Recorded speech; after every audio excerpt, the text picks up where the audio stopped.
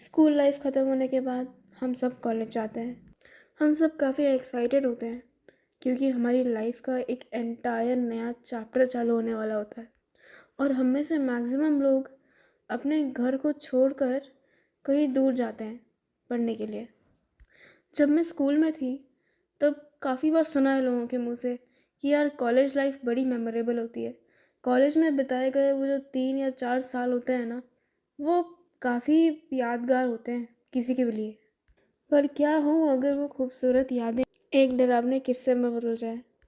आज हम बात करने वाले हैं 3 दोस्तों की, रिया, नेहा और नंदिनी। ये तीनों लड़कियां 7th स्टैंडर्ड से बेस्ट फ्रेंड्स थी। इसलिए इन लोगों ने सोचा कि स्कूल ख़त्म होने के बाद ये तीनों एक साथ एक ही कॉलेज में एडमिशन लेंगे। क्योंकि जब हम अपने अपने घरों को छोड़ के आते हैं तो हमें अपने घर की बहुत याद आती है। और नई जगह, नए शहर, नए लोगों के साथ एडजस्ट होने में कुछ टाइम तो लगता है और काफ़ी लोनली भी फील होता है। और इसी अकेलेपन को दूर करने के लिए उन तीनों ने सेम हॉस्टल में एक रूम में उन लोगों ने एडमिशन लिया था। उन तीनों में से रिया और नंदिनी की फैमिली बहुत ज़्यादा स्ट्रिक्ट थी। तो वो दोनों वो तो वो दोनों जब अपने घर से दूर कॉलेज आई तो उन्हें तो ऐसा लगा जैसे वो किसी और दुनिया में आ गई हूँ। क्योंकि तुम बस सोचो कि अगर किसी की फैमिली इतनी ज़्यादा स्ट्रिक्ट है और वो एकदम से अपने घर से दूर चले जाए कॉलेज में, जहाँ उसे ना ही कोई रोकने वाला हो, ना ही कोई टोकने वाला हो, ना ही कोई सवाल करने वाला हो, तो उनकी तो जैसे पूरी दुनिया ही बदल गई थी। हॉस्टल में आने के 3 दिन बाद तक उन तीनों ने हॉस्टल की काफ़ी सारी लड़कियों से बातचीत की थी, उनसे दोस्ती की थी।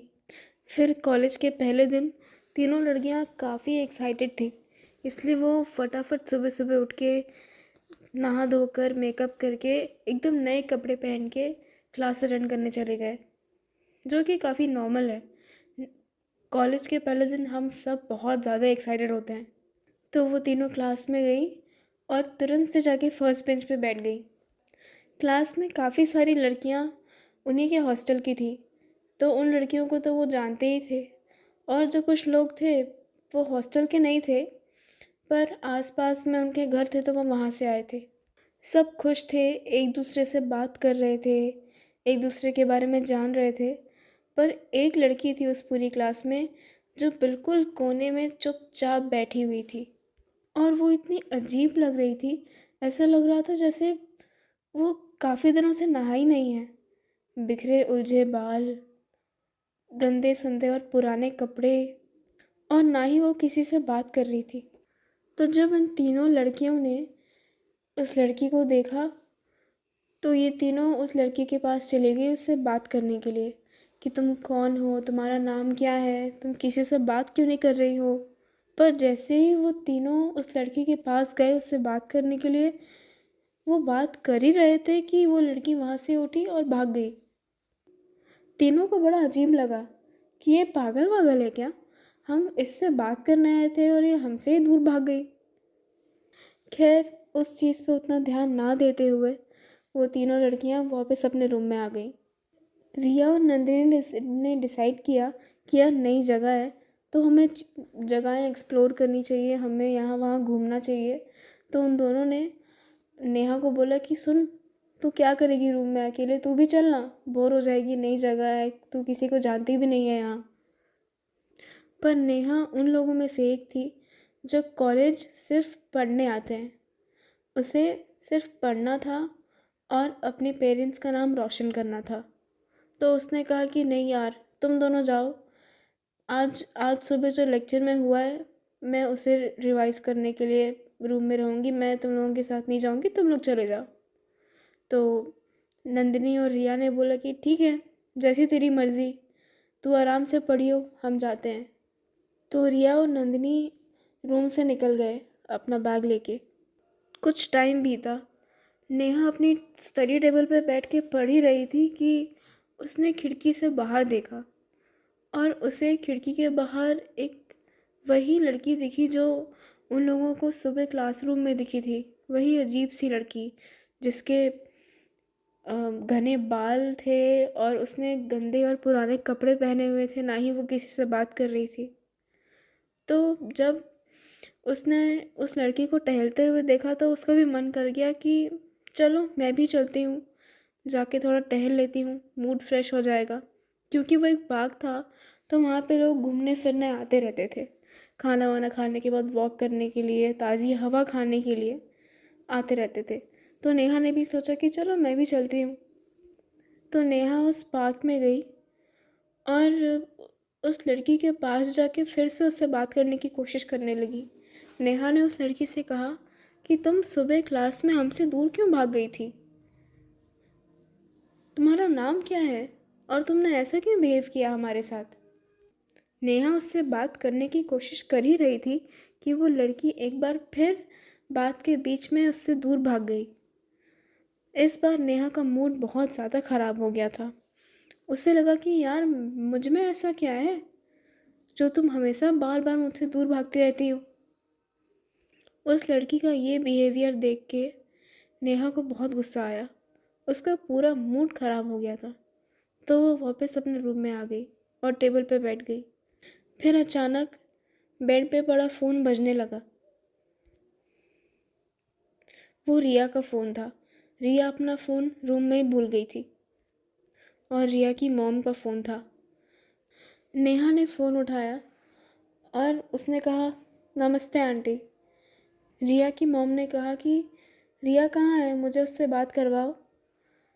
नेहा जानती थी कि रिया की फैमिली कितनी स्ट्रिक्ट है और अगर उन्हें ये पता चला कि रिया किसी नई जगह पे बाहर घूमने गई है तो रिया को बहुत डांट पड़ेगी।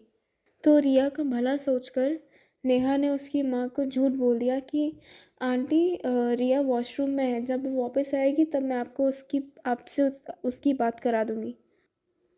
ये बोल के नेहा ने फ़ोन रख दिया। फिर थोड़ी देर बाद फिर से फ़ोन बजा। फिर से रिया की मम्मी का फ़ोन था। नेहा ने फ़ोन उठाया और रिया की मम्मी उस पर ज़ोर से चिल्लाने लगी कि तुमने मुझसे झूठ क्यों कहा? तुमने मुझसे कहा कि रिया वॉशरूम में है, पर रिया तो बाहर घूमने गई है। मुझे तुमसे ये उम्मीद नहीं थी नेहा। ये बोल के उसकी मम्मी ने फ़ोन काट दिया। ये सब सुन के नेहा शॉक हो गई कि ऐसा कैसे हो सकता है? मैंने तो आंटी को कुछ नहीं बताया। फिर किसने बताया? नेहा ये सब सोच ही रही थी कि उसका ध्यान दरवाजे के पास गया। उसने देखा कि दरवाजे के बाहर किसी की शैडो दिख रही है। साफ साफ दिख रहा था कि वहाँ दरवाजे के बाहर कोई खड़ा है। नेहा को लगा कि शायद रिया और नंदिनी वापस आ गए हैं, पर रिया और नंदिनी वहाँ नहीं थे। नेहा ने दरवाज़ा खोला तो देखा कि वहाँ वही अजीब सी लड़की खड़ी है, एक क्रीपी सी मुस्कान के साथ। वो बस नेहा को घूरे ही जा रही थी। नेहा ने उससे कहा, तुम पागल हो क्या? क्या चाहिए तुम्हें? क्यों आई हो तुम यहाँ? पर उस लड़की ने नेहा के एक भी सवाल का जवाब नहीं दिया और वो बस वहाँ खड़े खड़े उसे घूरती रही। अब नेहा को बहुत ज़्यादा अजीब लगने लगा था, तो उसने उस लड़के के मुंह पे ही दरवाज़ा बंद कर दिया। फिर कुछ देर बाद रिया और नंदिनी वापस आ गए। रिया बहुत गुस्से में थी। उसने उसने नेहा को कहा कि तूने मेरी मम्मी को बताया कि हम दोनों बाहर गए हैं। तू जानती है ना कि मेरी मम्मी कितनी स्ट्रिक्ट है, मेरे पेरेंट्स कितने स्ट्रिक्ट हैं। फिर तूने क्यों बताया उन्हें नेहा? नेहा ने कहा कि रिया मुझे नहीं पता आंटी को कैसे पता चला, मैंने तो उन्हें नहीं बताया। फिर अचानक नंदिनी का फ़ोन बजा। उसकी मम्मी का फ़ोन था। नंदिनी ने फ़ोन उठाया और उसकी मम्मी उसे डांटना चालू कर दी कि तुम्हारी हिम्मत कैसे हुई इतने नई जगह पे बाहर घूमने फिरने की। उसकी मम्मी ने कहा कि मुझे नेहा ने सब कुछ बता दिया है कि तुम और रिया बाहर घूमने गए थे साथ में। हमने तुम लोगों को वहाँ पढ़ाई करने के लिए भेजा है, ना कि आवारागर्दी करने। ये बोल के नंदिनी की माँ ने फ़ोन काट दिया और इस बार तो नंदिनी और रिया दोनों को यकीन हो गया था कि उन दोनों की मम्मियों को नेहा ने ही सब कुछ बताया है कि वो दोनों बाहर घूमने गई हैं, जबकि ऐसा कुछ था ही नहीं। नेहा बहुत ज़्यादा शॉक में थी कि ऐसा कैसे हो सकता है। मैं कह रही हूँ कि मैंने तुम दोनों की मम्मियों से कुछ नहीं कहा कि तुम दोनों बाहर गए थे। मैंने कुछ नहीं कहा। मैंने रिया की मम्मी को भी नहीं बताया कि वो घूमने गई है। मुझे नहीं पता कि तुम्हारी फैमिलीज़ को कैसे पता चला। उन तीनों लड़कियों का झगड़ा चल ही रहा था कि दरवाजे पे नॉक हुआ। नेहा ने दरवाज़ा खोला तो सामने वही लड़की थी, वही अजीब सी दिखने वाली लड़की। वो रूम के अंदर आई और उसने रिया और नंदिनी से पूछा, क्या हुआ, तुम दोनों ठीक तो हो? नेहा बहुत ज़्यादा चिढ़ी हुई थी। नेहा ने कहा कि तुम्हें इससे क्या मतलब, तुम जाओ यहाँ से। पर रिया और नंदिनी ने उसे अवॉइड करते हुए कहा, कुछ नहीं यार। तो उस लड़की ने कहा कि मैंने तुम लोगों की लड़ने की आवाज़ सुनी तो इसलिए मैं आई ऊपर पूछने के लिए कि क्या हुआ। फिर रिया ने कहा, अरे दिव्या। नेहा ने कहा कि तुम लोगों को इसका नाम कैसे पता? तो रिया और नंदिनी ने कहा कि हम जब ऊपर रूम में आ रहे थे तब दिव्या हमें नीचे मिली और उसने हमसे बहुत अच्छे से बातें की, हमें अपना नाम बताया और पूछा कि हमने खाना खाया या नहीं। अजीब बात है, तो फिर वो मुझसे क्यों नहीं बात करती? मैंने ऐसा क्या बिगाड़ा है उसका जो बार बार मुझे देखते ही भाग जाती है? रिया और नंदिनी ने पूरी बात दिव्या को बताई और दिव्या ने कहा कि मुझे तो लगता है ये तुम लोगों से जलती है। खुद तो बाहर जाना नहीं चाहती, तुम लोग बाहर जाके मस्ती करते हो, एंजॉय करते हो, तो इसे जलन होती है। नेहा को बहुत ज़्यादा गुस्सा आया कि तुम मेरी दोस्तों को भड़का रही हो। एक कल की आई हुई लड़की मेरे दोस्तों को भटका रही है। पर न जाने कैसे रिया और नंदिनी ने दिव्या की बात सुनी। उन्हें अपनी 7th स्टैंडर्ड की दोस्त से ज़्यादा भरोसा उस कल की आई हुई दिव्या पे था। दिव्या ने उन दोनों से कहा कि एक काम करो, तुम दोनों मेरे साथ मेरे रूम में शिफ्ट हो जाओ और इसे यहाँ इसी रूम में रहने दो अकेले। और अनफॉर्चुनेटली रिया और नंदिनी उसकी बात मान गए। उसी दिन अपना सारा सामान पैक करके वो दोनों दिव्या के रूम में शिफ्ट हो गए। नेहा बिल्कुल अकेली हो गई थी। उसे इस बात का इतना ज़्यादा दुख था कि उसके इतने साल पुराने दोस्तों ने उसका साथ छोड़ दिया, उस पर भरोसा नहीं किया, सिर्फ एक कल की आई हुई लड़की की वजह से। रिया और नंदिनी के दिव्या के रूम में शिफ्ट होने के बाद से उनकी आदतें बहुत ज़्यादा बिगड़ने लग गई थी। शराब पीना, नॉनवेज खाना, ओवरनाइट पार्टीज़ करना, ये सब तो जैसे उनके लिए एक आम बात हो चुकी थी। और ये चीज़ नेहा के लिए बहुत शॉकिंग थी क्योंकि वो दोनों प्योर वेजिटेरियन थे। और असल बात तो ये है कि रिया और नंदिनी को इन सब चीज़ों से सख्त नफ़रत थी और अब वो वही चीज़ें बड़े शौक़ से, बड़े मज़े से कर रहे थे। ये सब देख के नेहा को बहुत बुरा लग रहा था और डर भी, क्योंकि उसकी आंखों के सामने उसके दो सबसे अच्छे दोस्त अपनी ज़िंदगी बर्बाद कर रहे थे। पर वो करती भी क्या, क्योंकि जब से वो दोनों दिव्या के रूम में शिफ्ट हुए थे तब से दिव्या उन दोनों को नेहा के आस पास भी नहीं भटकने देती थी। हमेशा नेहा को उनसे दूर रखती थी, कभी उन दोनों को नेहा से बात नहीं करने देती थी। यही सब चलता रहा। फिर कुछ दिनों बाद कॉलेज की छुट्टी लगी और ऑलमोस्ट पूरा हॉस्टल खाली हो गया था, सब अपने अपने घर चले गए थे और नेहा भी अपने घर आ गई थी। पर रिया और नंदिनी अपने घर नहीं गए थे। उन दोनों ने बहाना बना दिया कि हम घर नहीं आ सकते क्योंकि हमारे कुछ क्लासेस हैं, कुछ एग्ज़ाम्स हैं, तो हम घर नहीं आ पाएंगे। नेहा जब अपने घर गई, एक्चुअली नेहा, रिया और नंदिनी, इन तीनों का घर बहुत आसपास में था, मतलब 3-4 मिनट की दूरी पे इन तीनों का घर था। तो नेहा जब अपने घर गई थी छुट्टियों के लिए तो उन दोनों लड़कियों के पेरेंट्स भी नेहा से मिलने आए थे और उनसे मिलके नेहा को बहुत ज़्यादा गिल्टी फील हो रहा था क्योंकि उसे कि रिया और नंदिनी के पेरेंट्स काफ़ी प्राउड हैं। उन्हें लगता है कि वो दोनों वहाँ जाके बहुत ज़्यादा पढ़ाई कर रही हैं, अपनी फ्यूचर पे फोकस कर रही हैं, अपनी पढ़ाई पे फोकस कर रही हैं। पर उन्हें क्या पता था कि रिया और नंदिनी अपनी ही लाइफ को हेल बनाने पे तुली हुई हैं उस दिव्या की वजह से। और ये गिल्ट नेहा से ज़्यादा दिनों तक बर्दाश्त नहीं हुआ, तो नेहा ने रिया और नंदिनी के पेरेंट्स को सब कुछ बता दिया कि जब से वो दोनों दिव्या के रूम में शिफ्ट हुए हैं तब से उन दोनों का रवैया कुछ ऐसा ही है। ये सब सुन के रिया और नंदिनी के पेरेंट्स ने ज़रा भी देर नहीं की और तुरंत वार्डन को फ़ोन किया और कहा कि हम चाहते हैं कि हम दोनों की बेटियां रिया और नंदिनी को आप दिव्या के रूम से हटाकर वापस नेहा के रूम में शिफ्ट कर दें। वार्डन ने कहा, एक सेकेंड, दिव्या कौन है? नेहा ये सुन के हैरान रह गई। उसने कहा कि मैम, दिव्या जो नीचे वाले फ्लोर में रहती है, जिसके लंबे बाल हैं, जो हमेशा पुराने कपड़ों में घूमती रहती थी, वो दिव्या। वार्डन ने कहा कि नहीं बेटा, हमारे हॉस्टल में दिव्या नाम की कोई लड़की नहीं है, और जिस तरह का तुम डिस्क्रिप्शन दे रही हो वैसी तो किसी लड़की को मैंने आज तक हमारे हॉस्टल में नहीं देखा।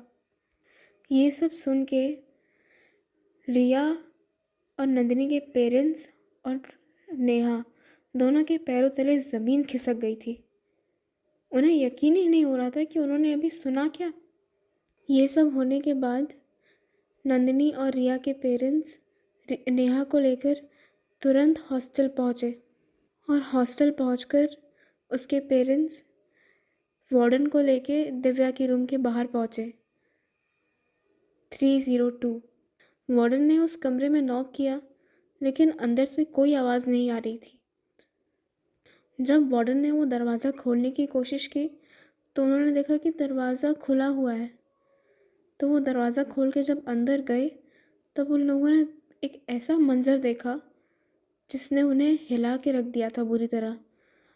सबने देखा कि रिया और नंदिनी कोने में बैठी हुई हैं और उनके बाल वैसे ही बिल्कुल बिल्कुल बिखरे हुए और वही गंदे पुराने कपड़े पहन के बैठे हैं और कच्चा मांस चबा रहे हैं। रिया के पापा पंडित थे, उन्हें हर चीज़ का बड़ा अच्छा ज्ञान था। तो जैसे ही उन्होंने ये मंज़र देखा उन्हें समझ में आ गया कि दोनों बच्चियों पे किसी भूत या प्रेत का साया है। रिया के पापा अपनी बेटी के पास गए और उन्होंने उसके माथे पे एक भभूति रगड़ी, जिसकी वजह से रिया बहुत ज़ोर ज़ोर से चिल्लाने लगी और कुछ ही देर में बेहोश हो गई। फिर उसके बाद उन्होंने वही सेम भभूति नंदिनी के सर पे भी रगड़ी और वो भी बहुत ज़ोर ज़ोर से चिल्लाने लगी। सबने उसके हाथ पैर पकड़े ताकि वो भाग ना पाए और चिल्लाते चिल्लाते कुछ ही देर में वो भी बेहोश हो गई। उन दोनों लड़कियों को हॉस्पिटल में जल्दी एडमिट किया गया। हॉस्पिटल में जब कुछ देर बाद उन दोनों लड़कियों की आंखें खुली तो वो दोनों नॉर्मल हो चुकी थी और उन्हें कुछ याद नहीं था कि इन कुछ घंटों में उनके साथ क्या हुआ था। तब जाके वार्डन ने बताया कि उसी कमरे में रूम 302 में एक दिव्या नाम की लड़की ने खुद को पंखे से टांग कर सुसाइड कर लिया था। उसके बाद से ऐसा कहते हैं कि दिव्या का भूत आज भी उस हॉस्टल में भटकता है। ये सब सुन के रिया और नंदिनी के पेरेंट्स को और नेहा को बहुत बड़ा झटका लगा, पर अभी भी एक बात उन सबको समझ नहीं आ रही थी, उस भूत ने नेहा को क्यों छोड़ दिया और सिर्फ रिया और नंदिनी पे क्यों ही हावी हो गई, वो नेहा पे क्यों नहीं। उनके पेरेंट्स नेहा से ये सब पूछ ही रहे थे कि रिया के पापा का ध्यान नेहा के हाथ पर बंधे एक धागे पर गया और वो तुरंत पूरी बात समझ गए। नेहा की कलाई पे एक मौली बंधी हुई थी जो एक प्रोटेक्टिव शील्ड की तरह काम करती थी, जो उसे हर इविल एनर्जी से बचाती थी। इसलिए दिव्या हमेशा नेहा से दूर भागती थी। जब भी नेहा उसके पास जाती थी या फिर उससे बात करने की कोशिश करती थी, दिव्या उससे दूर भाग जाती थी। इसलिए दिव्या ने सबसे पहले रिया और नंदिनी को नेहा से दूर किया, क्योंकि अगर रिया और नंदिनी नेहा के साथ होते तो दिव्या कभी उन दोनों को अपने वश में नहीं कर पाती।